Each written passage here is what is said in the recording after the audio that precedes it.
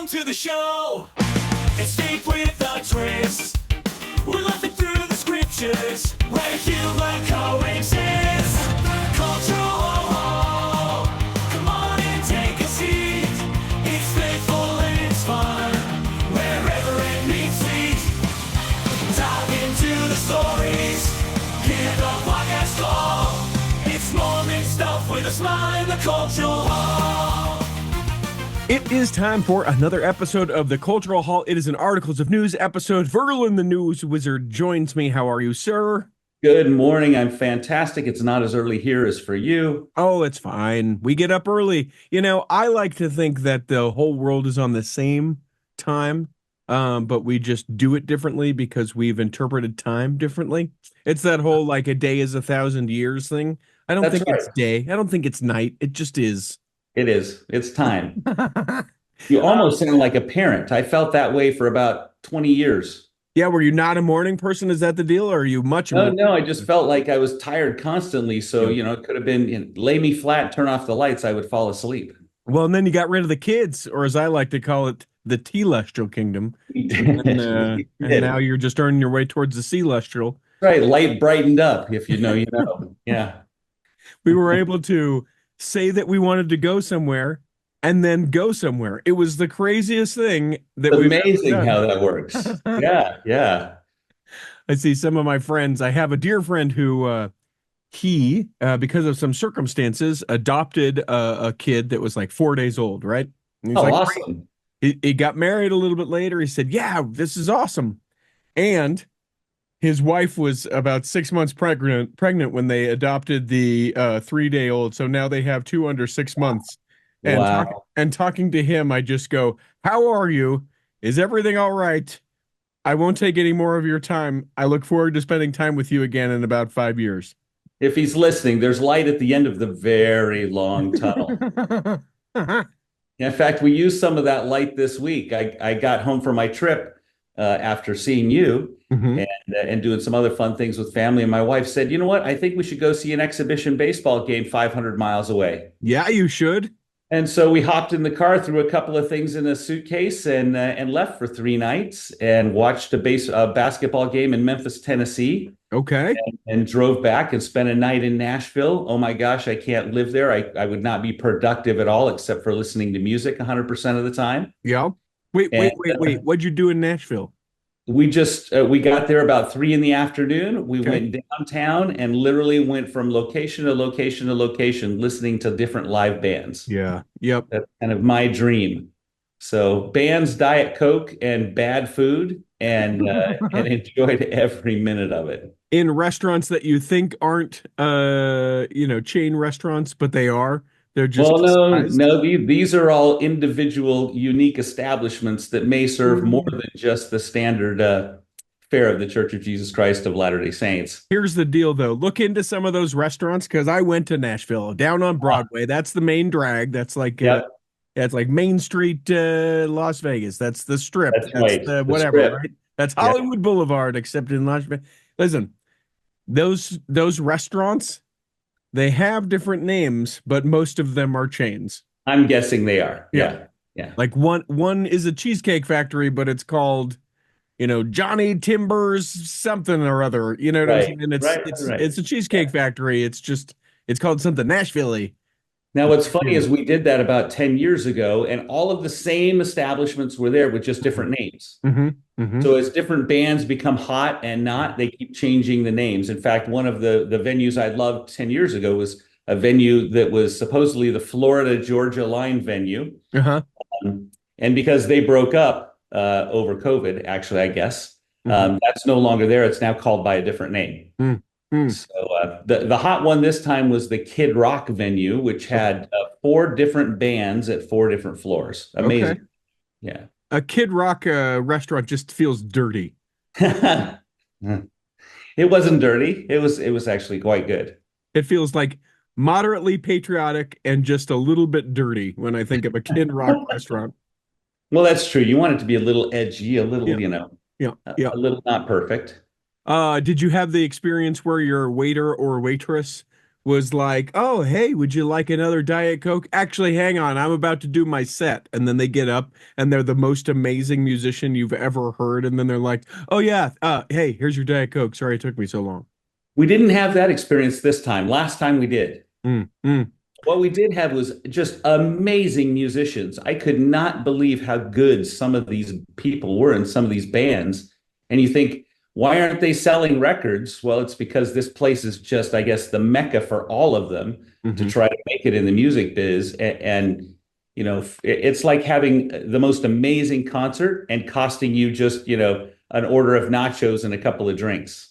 I remember, though I can't remember who the guest was, but I spoke with someone that lived in Nashville. Maybe the brothers that their dad was in Diamond Rio, or maybe one of the, I don't know. It's an interview for the Cultural Hall that I did, and they talk about the ward in Nashville, similar to the ward musical talents when you go to the Manhattan ward in New York, Uh-huh.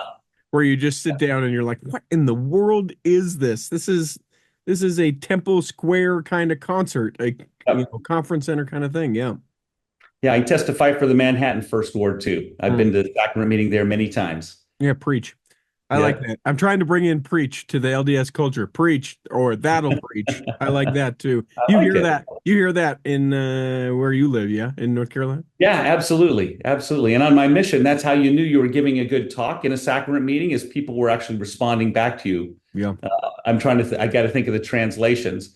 Blessed be the Lord. Hallelujah, of course. Praise be the eternal. If you're hearing that reaction, you're hitting the mark. If you're hearing silence, it means you're boring. Yeah. So I sit I down. that reminds me, and then we have we have some news. We've got some emails, a couple reviews we're gonna do Oh, nice. that I gotta share with everyone. But I Did we get remember anyone that responded back and said that they went on this canvassing event in Las Vegas during General Conference? none, zero. So I maybe want to hear about it. maybe they're ashamed of themselves as they should be. No judgment. Not that there's anything wrong with that. No, listen, here's the deal. You may not judge, but you also have gotten rid of kids. I judge. I just That's do. true. I just That's own true. it. And Well, then, your guy isn't on the ballot, but he's sure putting a lot of signs up. yeah, geez. Here is the thing. Here is the thing about that. I found myself in a place where I was posting a couple times this last week Yes, you were. about some political stuff, and I have had multiple people who have reached out to me who have said, "Is it you that still publishes the things on the Facebook page?" So if you're not following us on Facebook, it's worth a follow. I just as for me and my house, we voted yesterday. I dropped it in the mailbox. We're done. So Awesome. I Awesome. can't be impacted. Blah blah blah blah blah blah blah. It's done. It's over. Good for It's you. Good for you. I voted for have you heard about this in Utah? The Lucifer is on our ballot for president. No, Yeah. Just in case Lucifer Everylove is his name or something like that. I love it. I'm intrigued. No, I did not cast my vote that way. I'm interested to see how many people go.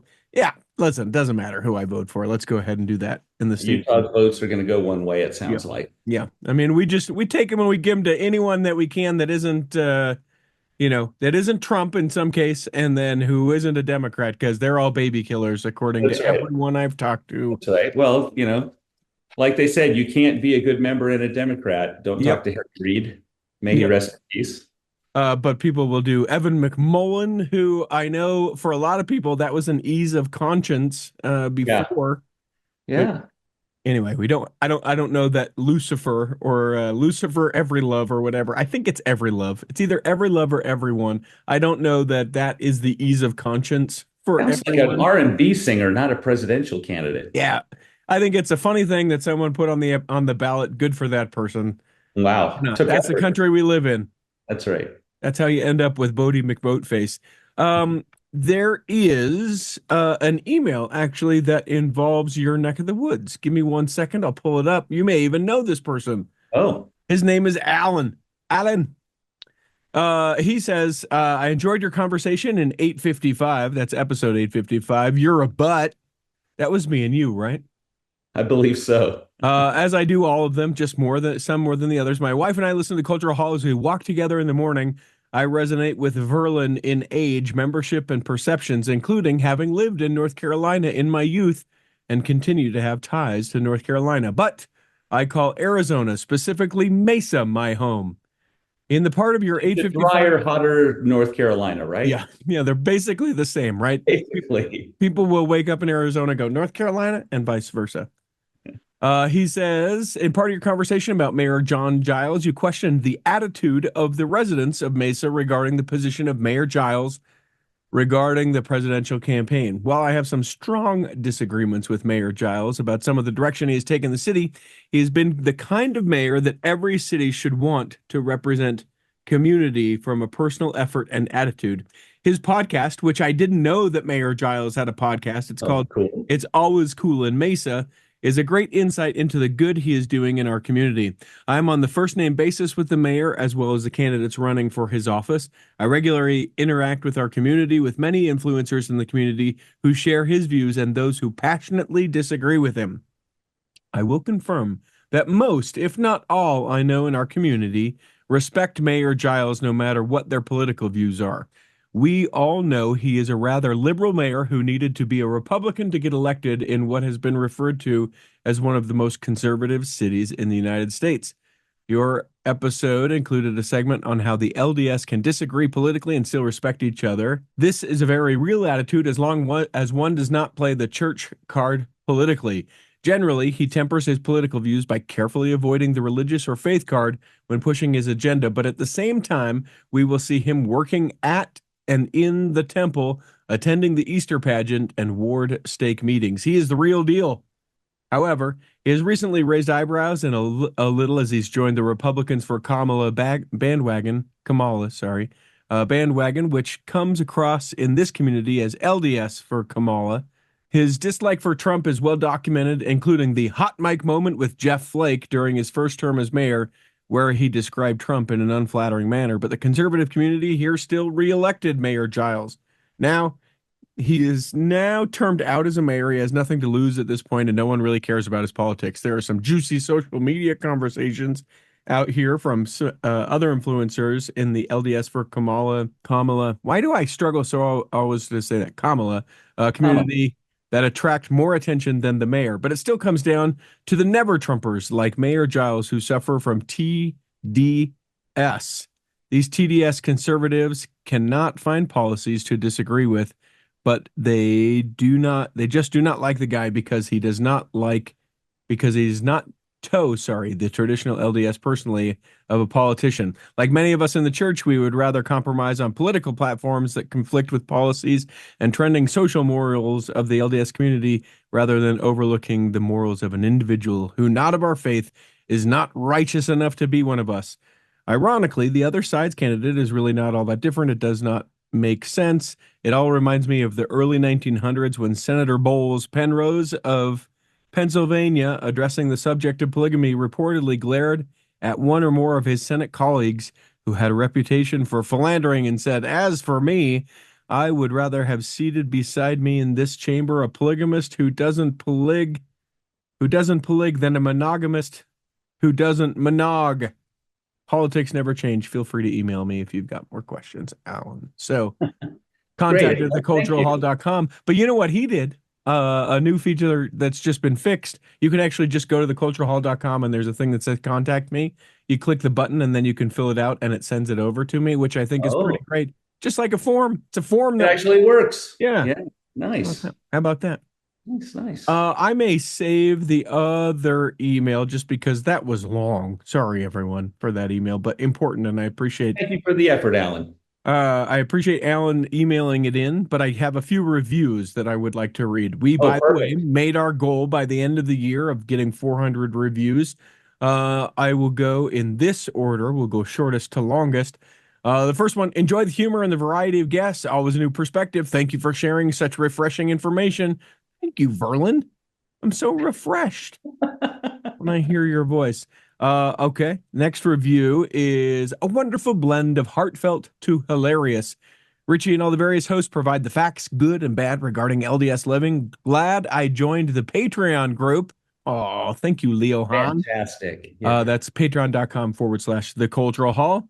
This next one, I really enjoy the banter between Richie and the other hosts. I enjoy the temple tickers, the hymn episodes, as I learned so much from them. So thank you, Eagle Hawk 2010, for that great review. And then there's this. This is a longer one, and it's 4 stars. Okay. And the explanation of the 4 stars is within the subject. The title of the review is You can be Weird honest Show. with me. You can tell me it's my fault. Nope, says Weird Show that is challenging but safe for LDS, and then 4 stars. And the explanation of the 4 stars. Here we go. I identify with Richie in many areas. I'm a divorcee and remarried and was excommunicated and returned. My experience growing up in the church was exceptionally rigid, and my adult relationship with religion in general is super complicated to say the least. Well, that's putting words in my mouth. You think that Wow. my relation to religion is super? It is. I just was trying to take offense at something. Okay. I appreciate Richie's willingness to face the gray and call out generational rhetoric. I enjoy the tongue-in-cheek humor in the simile of church and show structure. However, I, like many others, struggle with some of the interviewees and the lack of pushback from Richie. But that's what makes this show special. It is safe to question and challenge norms, but the lack of pushback can leave one questioning if they're listening to an anti-Mormon platform, if they are unfamiliar with the show. Richie does not try to therapize or preach or tell us all how we should feel about something. It is just information that he shares through his vehicle, and it's about, and he doesn't say the D word, Verlin, but he puts all the symbols in the review. He says it's about, I'm going to say darn, time someone does. All that being said, he only gets 4 stars because I super hate church hymns and music and have very little interest in the details of the temples. Sorry, hear hymn and temple ticker, just not my thing. So I have to go in and search for the episodes I want to listen to. It's not a show that I can hit play and ride. Keep it up, Richie. I'm willing to bet that there are more people with complicated faith than we as a church would like to admit. If you're ever in Gig Harbor, Washington, I'll save a seat for you. Hartleto is the name of that person. Wow. Great. Super feedback. Yeah. Do you like the hymns? Do you like the hymn thing? I love the hymn thing. In fact, I was going to ask you, is our friend Andrew going to continue to do it or not? It appeared from his social media posts that he's not. Well, yeah, so no, he's not. Okay. Mr. Mayor taking a step back. In fact, I guess this is a great time to do this. Mr. Mayor taking a step back from the Cultural Hall. He's got some things, going to get some things sorted out for people that know he's been on quite the journey. And so he's going to take a step back. I've talked to someone else who might come in and be a hypnotist, but those are some big shoes to fill. So It is. I like to call him a hymnatic. I really do. He's a fanatic about hymns. yeah. Yeah. Okay. I like hymnatic, but let me think. If I say I'm a fan, I'm a fanatic. So I'm a hymnatic. Okay. Yeah. So he's taking a step back. Megan the Mitchell gonna take a step back as well. Don't worry, it's not me, everyone. At least I don't think so. If it is me, people haven't told me that it's me. Megan, her news to share, but a very exciting position that she was appointed to, that she has said, I'm very excited about this position that I've been appointed to. I'm going to need to see if I have any time to breathe within this. Yeah. And Yeah. then this next week, visiting with Annette Luthi Lyon, who we haven't heard from a while. Yeah. She may be kind of stepping away for a minute. It sounds like. I don't know. I'm going to have lunch with her and see what we can find out about that. So there's People that. have lives, right? It's stages of life. There are times when you have time and times that you don't. Well, and as you look at the scope and the range of the 14 years that the Cultural Hall has been going, I Hmm. mean, for people, longtime listeners, there was originally me and a co-host. That's long been gone. Yep. And then the Go original, back and listen to the original episodes. They're fun and interesting. yeah, they are. But also the whole crew of people that we originally Yeah. did. There's not a single one. Some have died. Rest in peace, Brother Kyle. Some have left the church.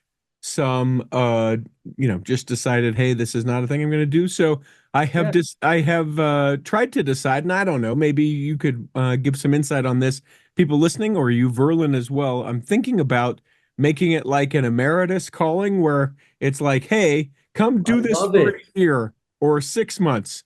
Let's commit to 6 months. Let's reevaluate every 6 months or a year. That way people can get used to it and all that. And I don't know. Yeah. Yeah, I don't think that's a bad idea. I love the idea of an emeritus group of all of the previous hosts. I'm sorry, it's emeritus. I'm not sure what Emeritus, word you're emeritus, saying. whatever. I'm not sure what word you're saying.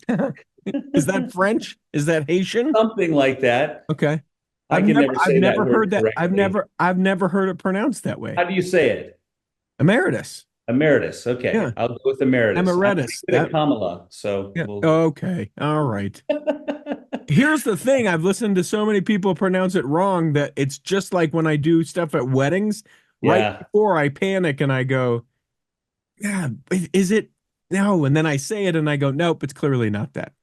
yeah. So the person who did one of my daughter's weddings, I don't know if I've told you this before. He was Mm-mm. fantastic, wonderful DJ. It was before I knew you. Yep. Elsewise, I would have flown you out. Oh. But he, I guess, got in his mind an incorrect pronunciation of our last name, Hmm. and he just went with it the whole night. Oh, yeah. My friends were laughing at it so hard that I could not correct him. They thought it was the funniest thing How ever. did he pronounce it? I think it was. I think he just went with "you'd" Uh-huh. rather than "youd," Uh-huh. but everyone knew that. So, and he said it over and over and over. And the more he said it, the more people cheered, the more they loved it. Uh-huh. And so he just kept saying it. It was That great. poor guy comes driving home. He's like, ah, man, I crushed it. And then he finds out it's yowed. He did. He crushed it. People still. I mean, this was gosh over 10 years ago, Hmm. and people still talk about that party that night. They had Jeez. so much fun. Incredible. Yeah, Incredible. yeah, it was Uh, great. we need to talk about this. This is not a Saints Who Sport episode, but if you're watching the video, find the Cultural Hall on YouTube. You'll notice that Verlin wearing the BYU swag today. What a game that was last night. My gosh. Craziness. I love that kind of football. Although I was hoping it was going to be such a lead I could fall asleep at halftime, which Hmm. was after midnight my time. But Yeah. no, they forced me to watch until 1:45 a.m., of course, Hmm. to the very last second. Amazing. This was the BYU Oklahoma State game. I Yeah. suppose, as this will go out later today, people should know the score by now. Those people that are like, don't talk about the thing because I haven't watched the thing yet. Too bad. The internet Sorry. ruined you. Too bad. That's not how life works. Don't be around people if you don't want people to talk about the very thing that's going on. But I didn't start watching the game. So we were watching a movie on Netflix. And like every good couple does, my wife's on her phone, the movie's going, and I'm on my phone. And she looks over because she's watching. She's recently acquired a new coffee machine that she loves. She's looking at a new coffee machine and watching videos of these different things. And I'm watching the football game and then also this movie as well. She says, "What are you watching?" And then we flipped it over because the movie ended and I was able to stream it to my TV and went, okay. And I only watched like the last 2.5 minutes, but for my money, that was the game, the last two and a half You minutes. know, this is one I'll rewatch again. Even if you know the score and you haven't watched the game, go watch the game. Hmm. So many things happen in so many different ways. It's amazing. Yep. Fantastic game. So BYU top 10 after this weekend. What do you think? Yes. Yeah. And if they're not, it's because they're BYU only. Well, I mean, there's 12 teams ahead of them. We know one of them will lose because it's Tennessee and Alabama. Yeah. Alabama. So Yep. so they could maybe 20 some technically upsets only this go to week. 12. It could. I'd be happy at 11, Okay. actually. I hate being in the top 10 because then everyone expects you to win and you start to think you can win. Mm-hmm. And I love it when BYU plays from an edge, from an underdog standpoint. So, People already saying, let's repeat it every 40 years, that this is our year. We're going to win the whole college champion. I heard the interviewer talk about that last night. Crazy to yep. think that that was 40 years ago. And the only other thing that I'll say about it is he's great. He looks like he belongs at BYU because he Totally. does. He does. Jake Retzlaff, uh, calling him BYU still makes me so uncomfortable. I think He that's says it himself. I can't I say it, know. I right? know. There It's are lots of strange. things that people say themselves that I will never call them. Yeah. But No, but he looks as BYU, BYU as BYU can get. You look at yes, him and you go, that kid, yeah, he belongs at BYU. one of 3 Jewish people in the entire university. Wow. I know he's the only Jewish starting quarterback of a Division I team. Yeah. And I love that we roll out statistics like that too. I think that that's sort of silly. That's sports statistics in its finest. But It is. BYU, I just like, couldn't we have, like, I would feel maybe more comfortable, though he would probably not, calling him like the rabbi or, something like that, Yeah, right? yeah, I don't know. yeah. I don't know. What I love is he is not a perfect quarterback, and this game was a perfect example of that. He did a couple of things that make everyone upset, Hmm. but he gets it done and wins the game, and that's Yep. really all that matters. Yep. Yep. My wife says I'm a lot like that. So maybe we call Richie Jew. I got nothing. The other thing that I just sort of wondered, and I don't know anything about this at all, but this struck me at the gym. And then I promise everyone, we're talking about news. We're going to go through news articles, talking about garments. That's how we'll start this whole thing off. Yeah. But the Y for BYU, when you And look at, Youd. yeah, Yeah, stands for Youd. See, it makes sense with your last name. We never would call BYU Young. It's not ever been Young. that's right. It's always been BYU or the But Y. why? Yeah. Here's what I want to know. Or the Lord's University. Yeah, sure. Yeah. What I Or the Big Brother University. yeah, the Sorry, I have second to place. tweak some of my friends from that school up north, Uh or the two schools up north. but I was at the gym and I saw a gentleman wearing a Yale hat that has a similar Y. Yep. Here's what I want to know. Historians, friends, someone look this up. I haven't, and I'm not going to. I want to know, in Mormon's effort to be prestigious like other people, uh, to be looked upon, to all the things. And you know that we do this. Guys, that person used to be Mormon. Hey, guys, all those kind of things. Their I want third to know. person twice removed was Mormon. Yeah. Yeah, I want to know if the reason why it is the Y is because of Yale. Because if you know Yale, it's a very like firm kind of Y, and it's very, very similar. And you have to take a second to go, oh no, that's Yale. That is a Yale. Are we the Y because of Yale? Someone answer that question. Do you know? You're about to speak. I have no idea, but I Good. can tell you is my friends who know my name, Uh-huh. but know that I'm a Brigham Young graduate, Uh-huh. they assume that I wear Y for Youd. Yeah. And Yeah. then when I'm on airplanes walking through airports, I'll get people once in a while to say, "Oh, you went to Yale." Mm-hmm. Right? I think that's an East Coast thing. Mm-hmm. Because they don't think of BYU as the Y. Mm-hmm. And the Y is really something that's used mostly in the West. I'm telling you, though, my guess, someone somewhere along the line said, we're the Yale of the West, or guys that will be prestigious like these folks, whatever the thing is. I'm Well, I betting. know I'm BYU betting. was trying to be the Harvard of the West at one point, right? Mhm, In fact, I mhm. had an interview with Richard Bushman the other day, and he referenced that when he came to the Y. Okay. Well, if anyone knows, contact at theculturalhall.com. We'll maybe even make you like a third block guest. We can talk about it depending on how much you research into it. We're going to come back in just a moment and do articles of news. BestDJinUtah.com is the website. That is where you go if you would like me to come and DJ your event. Now, will I do a family reunion where you all wear the same t-shirts? You bet I will. Will I travel to wherever you're at? Uh-huh. Am I reasonable as far as what I cost? Yes. Do I bring a good time? Yeah, all the things. Listen, Best DJ in Utah, it's my company. It's a thing I do that allows me to be able to have the time to do the cultural hall. So if someone's getting married, you think, man, they need a great DJ. You're throwing a party, whether it's a 50th or 60th or 40th or 20th or whatever the party is. I've done them all and would love to be able to do that. An anniversary party, certainly done those. I did a baptism in 2023. Yeah, we did a big dance party at a baptism. Spoiler, not a Mormon baptism, but it was fun nonetheless. bestdjinutah.com is a website. I will get back to you within 24 hours with a quote. Come on now.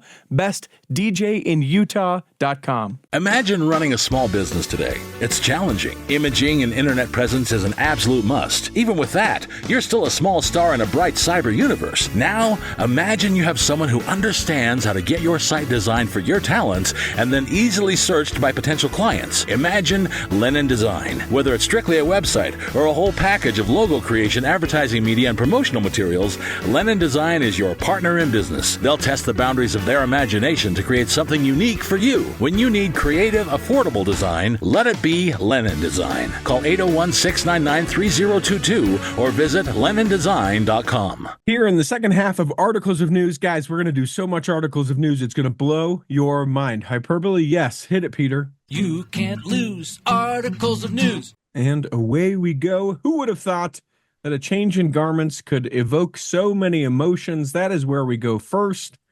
Give me the news of this story, and then I think we'll probably have lots of opinions around this, Verlin. Yeah, so I think primarily Jana Reese broke this news in an article on the 16th of October. She talked about the church releasing some new garment designs, specifically a sleeveless top for women. And she went on to reference that the church said that this was being done and available in some parts of the world, like Africa and the Philippines, that are hot and humid. And so digging into it further, it goes on further to say there's actually some additional styles that I have some questions about, that there aren't any details available. It talks about the open sleeve top or a sleeveless top. It talks about a skirt bottom, which I think would be interesting, being a girl dad. And then a one-piece shift that will be similar to a slip. And as I think about the one-piece shift, I'm thinking of, is that to be worn under a lava, like in the Southern Pacific? But it sounds like three very different designs are going to be released. And again, the church positioned this as being for those areas of the world that are more hot and humid. People think Africa, or maybe South America. I immediately thought of North Carolina, South Carolina, Georgia, Florida, Mississippi, Alabama, where it is, for those that haven't spent any time here in July and August, as hot and as humid as anywhere I've ever experienced in my life. So evidently these new designs are coming. I didn't see anything about timing or availability, or if you can order them yet. And I did a little research, and I can't find any details on the Beehive Industries website or the distribution center website yet. Well, I wish to say, first of all, that we wanted to make sure that it was two gentlemen that were talking about ladies' garments. Absolutely. So that's why we made sure Verlin and I are here to talk about it. Well, and they referenced there would be some new designs coming for men, and no details were shared. Yeah. I have it on Ish Authority that there will be sleeveless for the men as well, like a muscle shirt. Like a muscle shirt. That's a great way of calling what we used to not call a muscle shirt. An A shirt, I think, is technically what they're called. A shirt. Wife beater is what we used to call them. Well, wife beater I thought was more of a tank top. Yeah, no, but I think it's kind of like a fairly slender tank top. So here's the thing. It's interesting, and this is where we get into the opinion around the matter. Lots of people's opinions about this. Oh yeah. From the hallelujah to the very, gosh, you're going to be showing shoulders. Well, and very angry. I've been surprised at some of the angered responses at some of this. So, tell me. I guess I would ask you personally. What did you think? You said, "All right, here we go." What did you think? When I saw it, I thought, "Great! I love progress. I love change. Wonderful." Right? And I've never really had a problem with garments. Otherwise, I was lucky enough. By the time I went to the temple, we were already at the two-piece garment stage. We were already at the stage where a men's garment looks like a t-shirt. And so I never had any major problems with garments or the challenge of garments. Like I said, I'm a girl dad and obviously a husband, and so a wife and daughters that have had to deal with garments, and I've talked to them about them, and in most cases they don't have a lot to say negative either. So I kind of took it as just progress. Yeah. But I know there's a lot of strong feelings out there, positive and negative, and I just love seeing the reactions myself. I didn't see the anger reactions. Yeah. Well, so here's the thing, right? Some attitude is like, well, it's about time. How, for crying out loud, how long have we been saying this for? It took forever. Thanks a lot. I've been waiting for this. Why does it take so long? 2 hour church took forever too. Yeah. So that's just the way things work. You don't get it all day one. But here is an interesting response that I have thought a lot about, probably more than any of the other ones. So you can remember, and being a girl dad, maybe you sat through some of these things, etc. But where people would say, and we coined the phrase here in the cultural hall of porn shoulders. It was a sort of tongue in cheek, and we called it porn shoulders, right? Shame around showing the shoulders. And, a gentleman would find you to be more attractive if you were modest. All of the lessons Oh, around modesty, some harmful, absolutely. Yeah. some absolutely missing the point of what modesty is and how to interpret it and all the things, which is not the church's problem, but it was reinforced by the cut and shape of the garment. And they said, well, listen, if it weren't this way, then clearly the garment would be different and we would do that. And now it's like, you know what?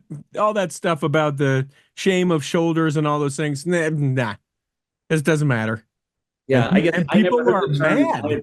I had never heard the term porn shoulders until I listened to the cultural hall. Uh-huh. It's not part of the culture and the zeitgeist, I guess, where I've been and where I've grown up. Mm-hmm. And I grew up in California, so I saw shoulders all the time. I How was at how are at you the all right? pool all the time. Exactly. How are How you could all I right? survive? Yeah. Well, some people would say I'm not, but anyway. Fair. So, I mean, I don't know why, but in my head, modesty was always something I was responsible for in my head, Mm-hmm. right? It's not that someone else has to dress for me. Mm-hmm. And I think you're right. We could spend, a 3 hour block of the cultural hall on the modesty topic, and Sure. maybe you have Yeah. with a guest already. Um, but I find these kind of announcements, I think they're humorous because they get so much play. Mm-hmm. It's just progress. It's just change. And I love the fact that the church is trying to be aware and trying to adapt. And I'm really interested in seeing this skirt design and the one piece shift design and what that helps people do, whether that's for women only. I assume the skirt one probably is women only. Yeah, I don't think that's coming to the men very, very Yeah. often or very Yeah. soon. I And don't think probably so. the shift too, although there's missionaries that wear lava lavas on their missions. Sure, So sure. Yeah, so that sort of response kind of took me a little bit, and I understand because how many times with other things that people would say, some people would say have changed, other people would say, well, our response is different. Did we defend vehemently? No, it needs to be covered because this, and now it doesn't matter. seems there's a lesson in that, right? Yes, There's yes, very few things in the world worth being dogmatic about. yes. If you get too dogmatic about things, it's going to change and you're going to have to eat a little bit of crow and humble yourself and make a change. Or in some people's cases, they start to question faith. It's I guess so. Yeah. Yeah, Yeah. I don't know that it's a question of eating crow in some people, and some people go, wait a minute. This was taught to me very heavy-handed. That this is the thing, and now we're not doing the thing. In the article, it talks about how it doesn't impact the important parts of garments, and so so let the change be. And I just think yes, yes, yes, yes. Here, there was another thing that I saw as well. People that are celebrating the change too, because like rashes, heat, and some of that stuff, especially for women, Mm. and all the things that we don't understand, but not having to have them in that fashion and like a short fashion. They can be Yeah. skirts and open fashion can allow some of those things to be different. Sure, sure. The other comment I got from a family member who's a woman as well is so it's sleeveless, Mhm. but the challenge will be a lot of women's fashion. The armholes are long, Right. and so if they lift their arm, will it still show the garment? Hmm. Hmm. or have they designed that capability into it? Back to your comment about kind of some of the cultural things, one of the things that is one of my biggest pet peeves, and I don't know why, but it's a huge pet peeve for me, is garment shaming and garment judging. Sure. Right? I've always been one to look at what's the temple recommend question, and if you feel comfortable answering that question the way you're answering it, that is fine with me. I have no willingness, no benefit. There's nothing that makes my life better if I judge how someone else wears their garments. Mm-hmm. And so temple recommend questions, they've recently been changed. It was one question, now it's split into two, and that's covered in the article here too. But the questions are, do you keep the covenants that you made in the temple? And number two, do you honor your sacred privilege to wear the garment as instructed in the initiatory ordinances? That's it. Yep. Right. And in those ordinances, because I did some of those in Manti last week, it references wearing it day and night. And the church in the handbook talks about, it says, for activities that cannot be reasonably done while wearing the garment, seek to restore it as soon as possible. To me, that seems like it's left up to my judgment. Yep. Yep. The other thing that I'll say is I saw a comment on this story because it's only available in certain areas. And the commenter said, well, all the women of the church now live in that area. I love it. And I thought that to be pretty true, right? Small business idea for those folks that live in the Philippines and Africa. Open up yourself a little store and you can do garment resale to the women in the United States that don't have the opportunity to get these garments and just, mark them up 5%. My question is, for those of us that don't live around Beehive clothing stores or Deseret bookstores where you can buy these, we typically order ours online. Well, online, is it going to say, where do you live? Yes. I don't think so. I bet it will. It'll be available based on your computers, whatever, right? They do that with stores in the United States. And listen, I hope not too, but I guarantee you there will be some sort of gatekeeping around this. The last thing that I'll say, hard sometimes for me to sleep in garments. So maybe that's a case for the one piece women kind of slip. Maybe I'll get myself a nice oversized so I can sleep in that. Listen, I joke, but the points about why I would wear it would still be there. Yeah, I mean, I'm trying to think. I've had garments for so long. I have a hard time not sleeping in my garments. When occasionally that happens, if I run out or something happens, it's a heat issue for me. It's a tough thing. Yeah. Well, all right. Well, you've got air conditioning. Well, I've been in that house. You have air conditioning, my friend. What? It makes it sound like my house was really cold. My house was just fine when you were here. Your house was wonderful. It was great. I would have stayed longer. You had other house guests though, so. Yeah. Well, let's go to this next story. Story number 2. The Book of Mormon app has been recently updated, and the updates modified the Book of Mormon's introduction in the app and added context to the witnesses' statements and the testimony of Joseph Smith. It was that is the Book of Mormon that we use now, first published in 1981, with subsequent minor updates in 2003 and 2006. The rewritten introduction was reduced from 561 words to 235 words for the app. John Hilton III, previous guest of the Cultural Hall, has said that the introduction recently received an update and says, quote, God is your heavenly Father. He loves you, and there's much that he wants to teach you. He wants you to understand the purpose of your life. He wants to guide you back to his presence. Part of his plan for doing all that was to make this book available to you, reads the updated introduction. The whole point of reading the scriptures is to connect us to Jesus Christ. The reality is that for some people, the language of the Book of Mormon is going to be really hard to understand. Hilton further said, I really believe that we as the people, that we help people understand what the Book of Mormon is about. That just makes people more likely to want to read the Book of Mormon.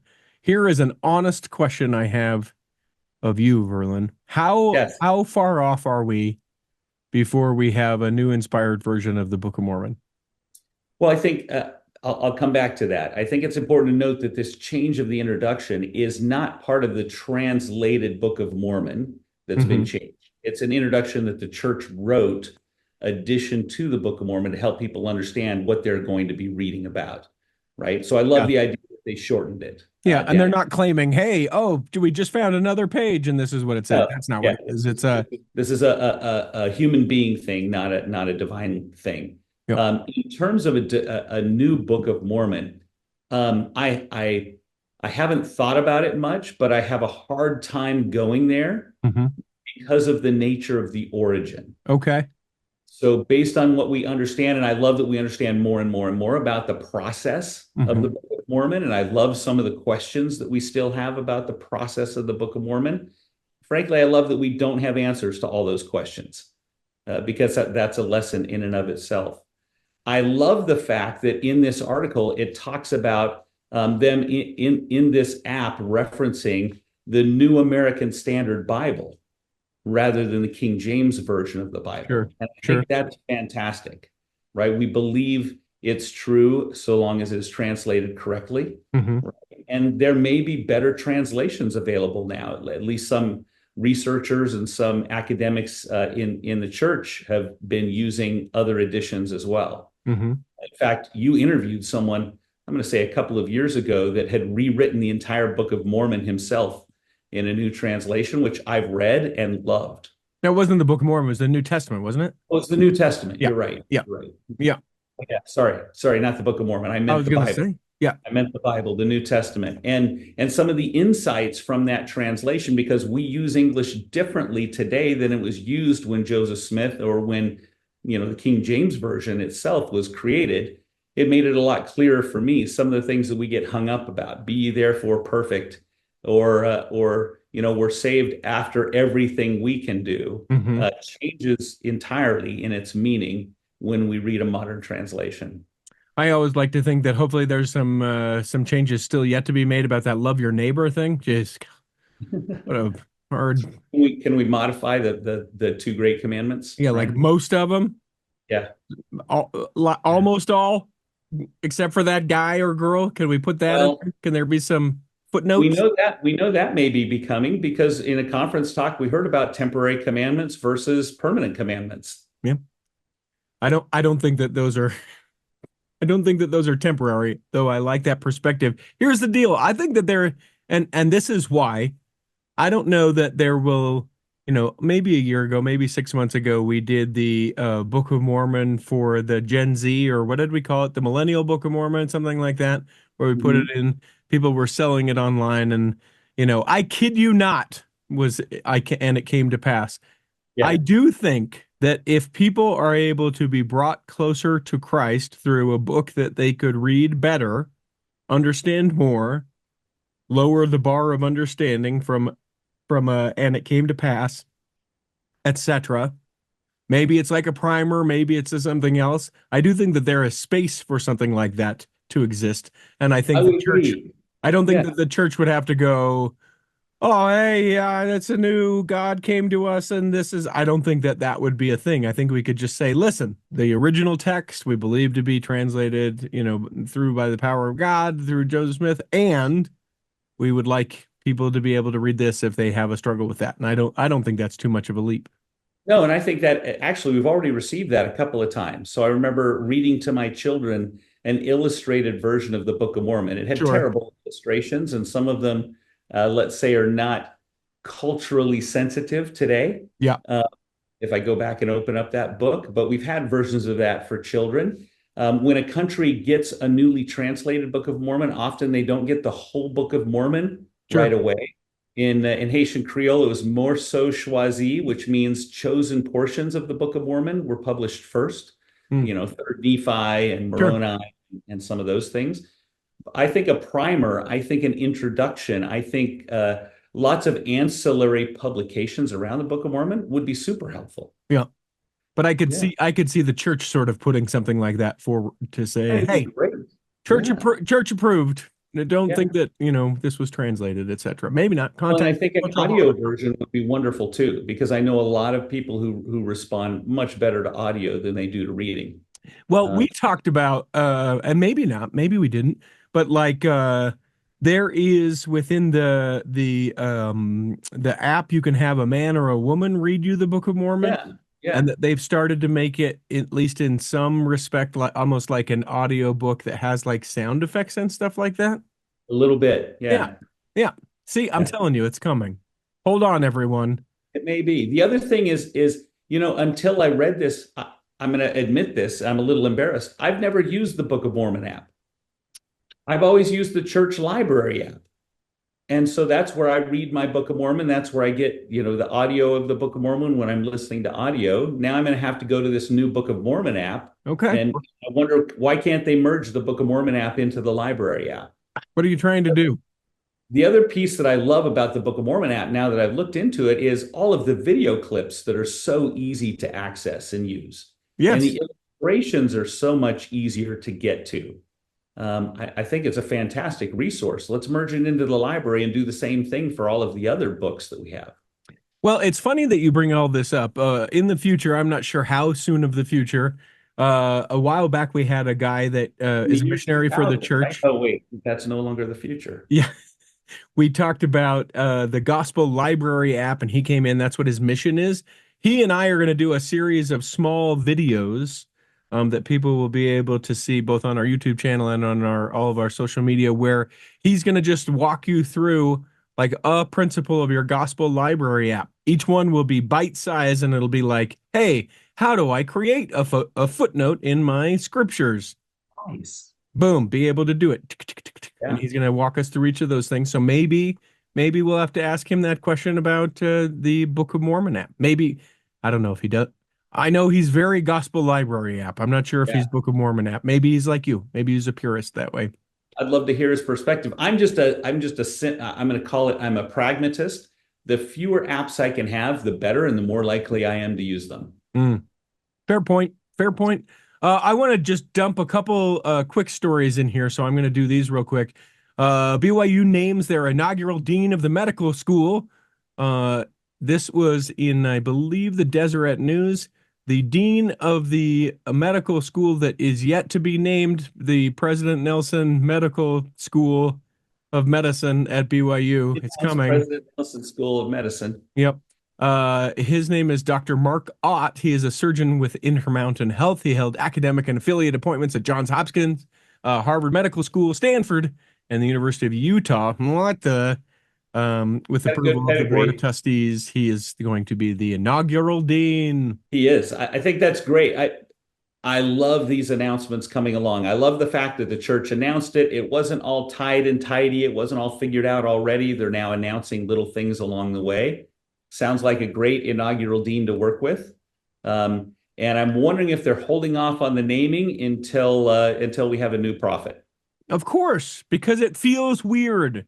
It Yeah. feels weird to be like, hey, that's Maybe. my building. We have Yes. the Marriott. We had the Marriott Center, and the Marriotts were all still alive. We have the Marriott School of Business; they were all still alive. We have the Huntsman Center, and there's the Huntsman it was named after was alive when it was named. Yeah, but it's different. It's different because that's based on money. President Nelson only is paid 10% towards that building. It's different. It's a different situation. I love it. Uh, that was one of the news stories I wanted to mention. The This sort of goes with this and as an aside. So it continues to be just a massive story, The Secret Lives of Mormon Wives. Oh my gosh. And this last week has been more about the dirty soda, having a dirty soda, and also about Utah hair. The Mormon Utah hair has become the thing, which is the curly in waves and then straight at the very end. Again, we are two gentlemen who should be talking about this. But it just continues to be a thing. One of the articles that I found that was shared that reflects the church at least in a little. I gave Mormon dirty sodas to my children. What have I done? On The Secret Lives of Mormon Wives, several ladies speak frankly about their soda fountain peccadillos. A slight bird-like creature named Jessie confesses that 6 days a week she orders herself a 42-ounce, that's 1.25 liters, of Mountain Dew loaded with mango and strawberry puree and coconut cream and then drinks it. Another of the wives called the drink the fighter of the same proportions, 2.5 pints of luridly flavored bubbles. Soda shops are catering to this habit known as Mormon bars, and they've sprung up all over Utah. Okay, so just a couple things. I've never heard them called a Mormon bar, although I think that is hilarious. Oh, down at the Mormon bar? Swig? I've never heard that either. Down at the Mormon bar? So delicious? Is that what it is? Yes. Here's the deal. It's horrible. I think it is hilarious that people will justify, and justify they do, Verlin. They do. It's fine. It's our own. We don't have other things. We can drink 44 ounces of soda, and I just can't help but think of all of the kidney stones, all of the diabetes, all of the things that are being brought about this. I questioned when I read the one about the Mountain Dew mix. Are you sure it wasn't Diet Mountain Dew? No, I swear to you, some of these people, what they do, it's unreal. So I was in Utah and Idaho for 10 days last week. Uh-huh. And I was in Idaho visiting my sister for a few days. We made it a point to go to Sodalicious every single day. Gross. Gross. Mostly because I didn't have one. I said, I want to be part of this cultural environment. Show me. I'm not that impressed. Well, and the dirty part of it, like, sure, 44 ounces of soda, fine. I can do 44 ounces of soda. But when you put all that crap in it, I start to feel like I get sugar crystals on like the top of my cheeks and the sugar sweats. It's so much sugar. I think it's kind of the point of you've already gone over the edge on the sugar. When you've got 44 ounces of Mountain Dew, the last thing you're caring about is calories or content. Yes. Right. So put whatever you want in it if you're going to have 44 ounces. Right. I like that attitude. Listen, you're already not going to the celestial kingdom, so do it however you like. Bring it along with you, right? I get you. You already ate the whole steak. Have a slice of cheesecake to go along with it. Come on. Gosh, now I just want steak and cheesecake. That sounds fantastic. Now, on my little trip, we did go to Buc-ee's. Okay. We don't have Sodalicious and Swig, but we have Buc-ee's, which, for those that don't know, is the best convenience store in the entire universe. It's also the largest convenience store in the entire universe. It's huge. And by the way, they have the best restrooms, guaranteed, for those that need that. But I walked in and I said, oh, I'm just going to grab the large, thinking, it was standard 32-ounce large. I wasn't paying attention, filled it up, walked out to the car. It wouldn't fit in my wife's car's card holder, drink holder, because it was 44 ounces. And I was drinking my 44 ounces of Diet Dr. Pepper and Barks root beer mixed together. And when you got to Utah, did your kid say, Dad, we need to have a talk about your behaviors? We're worried about you as you're starting to I'm admitting it right here, and I'm not going to say anything about it otherwise. And so if they want to say something about it, then I'll know that they're actually listening to this show in podcast form. There it is. 12 ounces. 12 ounces is what I do a day. That's what Mayor Bloomberg said, right? He tried to limit it to 12 ounces in New York. Yeah. 12 ounces. It's got tons of sugar and lots of caffeine, but my 12 ounces is nearly every day. I've already done it for today. That's my intake, and it's dirty enough. I don't need crap in it. You picked a bunch of stories that you wanted to talk about. We probably have time for about 2 or 3 more. I would love it. Actually, I lied. I'm going to pick the next one, and then I'd love it if you would take. Then you're going to take out the rest. I just want to share this because I don't want to go too much into it. Elder Uchtdorf, the liberal of the Quorum of the 12. That was that was part of my posting that got me in trouble the other day on Facebook. He, speaking at the Provo Missionary Training Center, talks about how to define a successful missionary, and I think that it's just a great reiteration. So, quick point in, out. He says how to define a successful missionary. I think it's something that can be expressed as to be how to be a successful person, how to define success in your profession, whatever the things are. It's simple. Now that I've given 12 words. He says success means doing well those things over which you have control. And I just thought that to be incredibly insightful. the talk is available if you'd like to see him expound upon it. But I just thought, yeah, control the things you can control. That's it. That's success. Well, I think it's wise counsel for missionaries. As in my life, I've talked to more and more returned missionaries who feel bad about either how few baptisms they had or they broke this rule here and there. I love this counsel. Do well those things over which you have control. He doesn't say be perfect in those things over which you have control. Do well. Right? It's fantastic. When you think about the mission, do you have like regret? Do you look back and go, "Oh, I wish I would have baptized"? It's interesting to me. Zero regret. Yeah, and maybe that deems kind of well our behavior that we had, or something like that. No, I think mine is more. I mean, I go back, I can say I could have done this, and this better for sure. Sure. I have zero regret about it because I'm a human being. I didn't know how to be better. I'm now looking back on it. Monday morning quarterbacking is really easy. Sure. Cut yourself a little slack and some grace and realize you did what you could. Yeah, my looking back on it is, oh my gosh, I can't believe I did that.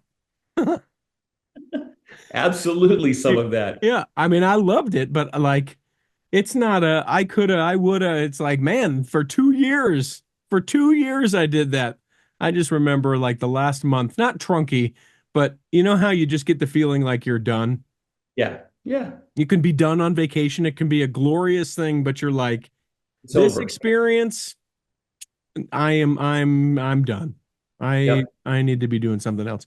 We're about to get that experience here with this news episode, but I'll let you take one or two news stories that you felt important of the ones that you kind of laid out. Well, I'm gonna point out one that's timely and relevant for the moment. The church has then revamped its political neutrality and participation, and it's consistent with what's been shared before.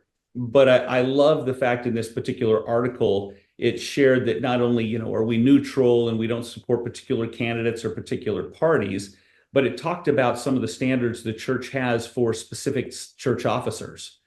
Right. So if you're a member of the First Presidency, Quorum of the 12, member of the Quorum of the 70s, anything above an area authority, you're asked not to participate in any campaigning, asked not to participate in endorsement of any particular candidate or party.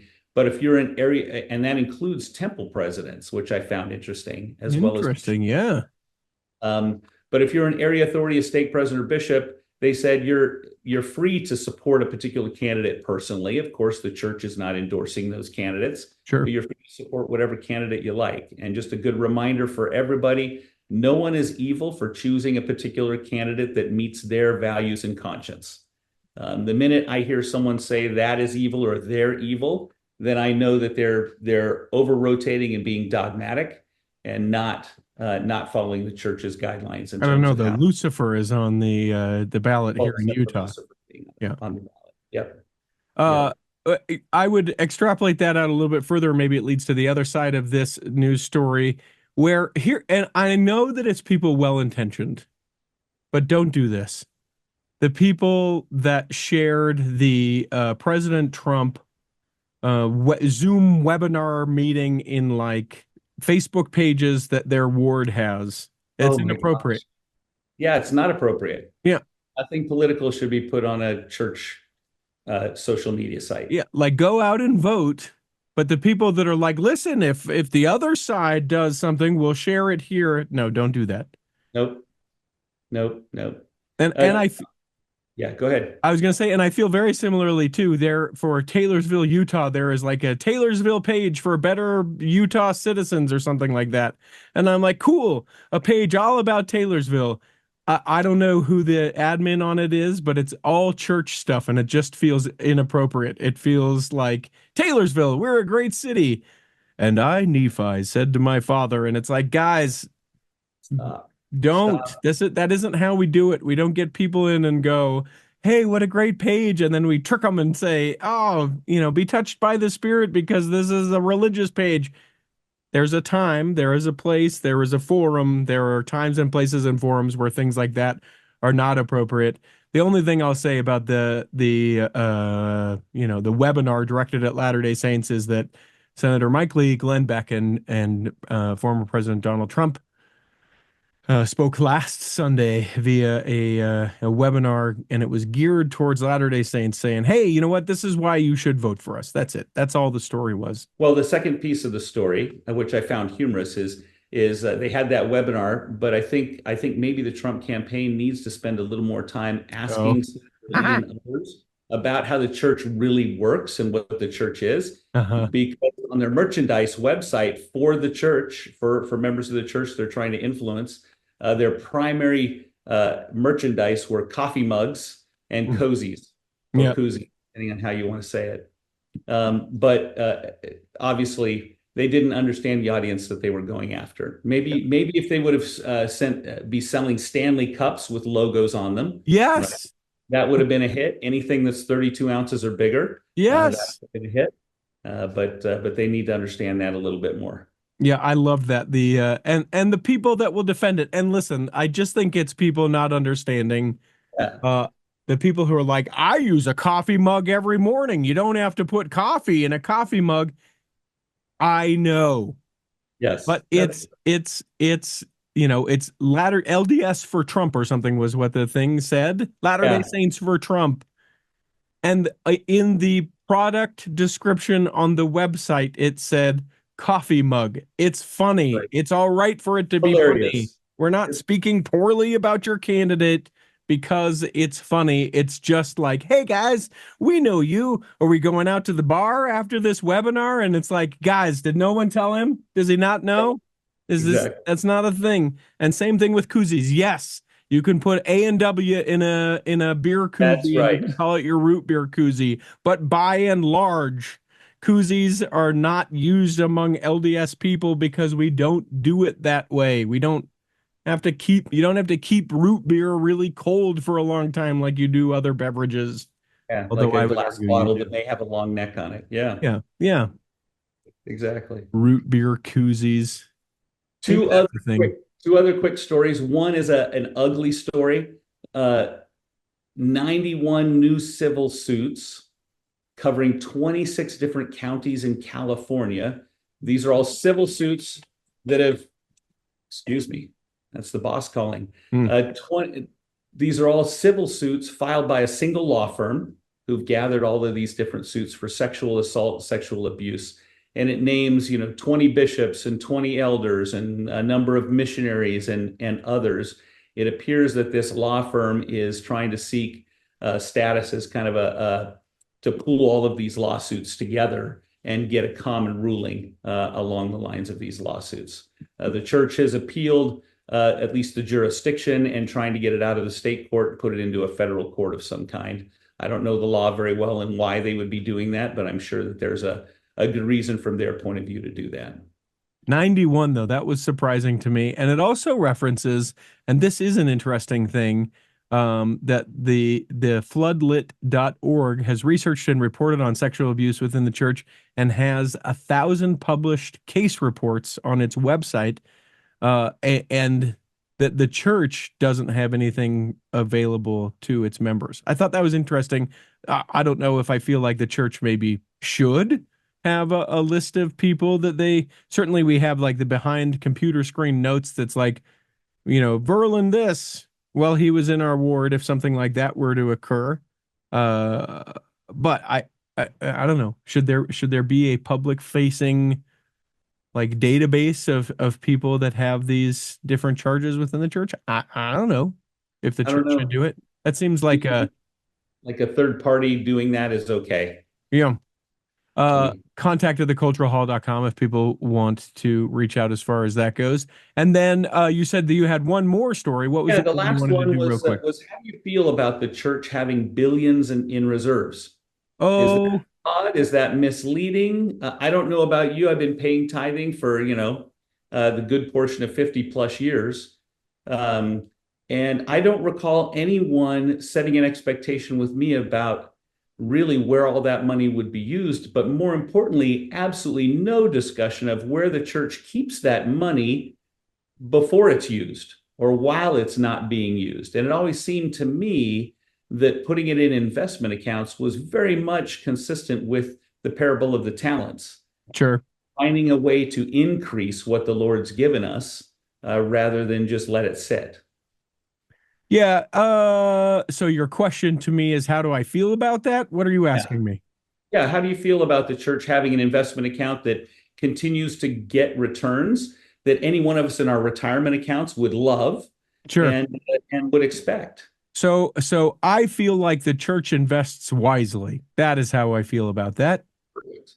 I have Perfect. other feelings, but as my wife will tell you, you have to ask me the exact question if you want me to be able to answer. I do think, and I don't think anything is nefarious is going on, but I do think the church would benefit greater by saying, "Hey, here's why we just bought 41,000 acres of farmland for 289 million. Yeah. Here's what we're doing with this. This is why we're doing this. This is what we plan to do with it. We're leasing these back to farmers, and those farmers are able to keep their farms, and we're keeping up the American economy. We're trying to make a land grab and want to buy the whole United States. Whatever. I mean, I Yeah. honestly, in some cases on things like that, I would prefer that people just tell me rather than not tell me, and I can I, be okay probably with whatever they're telling me. I appreciate the transparency and I would love more transparency. I think the description of why they're doing it makes a lot of sense. Mm-hmm. The only challenge is the trap that people will try to put them in is then 5 years later they decide to do something else and they're going to Sure, say, see, this is the second shoe that was going to drop. You were going to do this all along, right? sure. But the way investments work is they change year to year. They Mm. change month to month. And so yeah, understanding why they're buying 46 farms across 3 states would be great. So long as we understand this is all temporal stuff. Right. This is not the doctrine of Christ, as it were, Mhm. except that these resources are used at times and hopefully more in the future to support our brothers and sisters and neighbors. The other piece I have is maybe the church is built enough now that we can start to disperse some of these funds without disturbing the principle, if we want Sure. to look at it that way, and be doing more and more good things around the world, which I think the church is doing. Yeah, and certainly talking more about it, and people are more aware of the things that they're doing because there's communication around about it. I don't know that I would, again, with the whole transparency thing, I don't know that I would care if they said, "Listen, we bought these farms because these farmers needed, the financial support to be able to continue to do their thing because year in year out, whatever, right? And we lease it back to them. Fine, great." And then in 6 years' time, they want to annex Orlando, and we're like, man, we can make millions of dollars on it. I don't know that I care if they said, hey, we originally bought these as lease properties back to the farmers. We're actually going to sell them because we're going to make 45% profit, and that profit's going to go towards this. Like, to me, I feel like so long as that there is communication around things, it feels far more like easy to understand, easier to I follow, agree. etc. I agree. I Um, agree. I love the transparency so long as the transparency doesn't compromise the church's ability to earn a return. yeah. With the only thing that I would maybe say, and this, I don't have much experience with this because I don't do leadership in the church, but like um I I do find it interesting when things are within a church building like of lesser quality or ill repair, and or there's like an opportunity to do a this, and Yeah. we don't do it because we go, wow, empty pockets, budget, what are we going to do? The Lord's funds, let's be Yes. careful. Yeah. Yeah. The part of that, to me, I appreciate it because I don't think we can go willy and or nilly on these things, but I do think like we can maybe probably loosen it up a little bit. And I think of things like bringing back a facilities manager of the church. That's a great, like, average income of the United States and everywhere it is job, that person is responsible for the scheduling, the cleaning, the maintaining of that particular building or buildings, if whatever it is, right? Absolutely. If that improves Pay the that lives, person. the Yep. experience of the members and the non-members, the friends of the church that use our facilities, absolutely. Yep. Agreed. Yep. So there's some stuff for that. And if anyone's listening that is responsible for the church building or maintenance department, you may want to look into a building in Clovis, New Mexico that has some air conditioning issues. Just leave it at that. There's no air conditioning issues. It's just two people that are battling over the heat and the cold. It is too hot in here. Turn it up, Sister Smith. Turn it down. Turn it down. I am cold. All right. Well, that's it. We hope that this episode has nourished and strengthened your body.